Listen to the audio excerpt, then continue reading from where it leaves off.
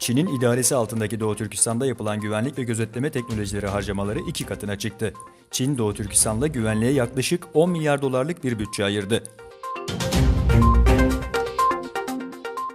Amerika Birleşik Devletleri Başkanı Donald Trump, Dışişleri Bakanı Rex Tillerson'ı görevinden alarak kadrosunda çok önemli bir değişikliğe imza attı.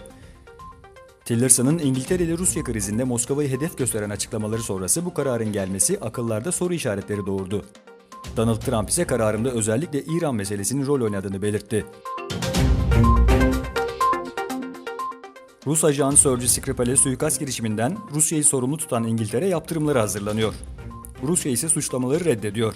İngiltere'de eski Rus ajanı Sergei Skripal'in sinir sistemini çökerten Rus yapımı bir maddeyle zehirlendiğinin ortaya çıkması iki ülke arasındaki ilişkilerde tarihi bir gerginlik yarattı.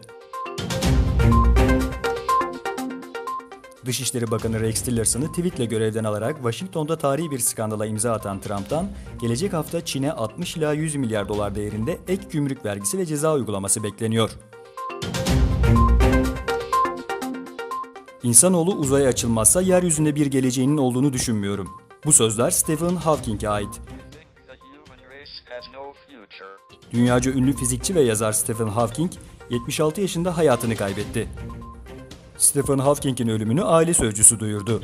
1 yaşında yakalandığı motor nöron hastalığı amyotrofik lateral skleroz ile mücadele veriyordu.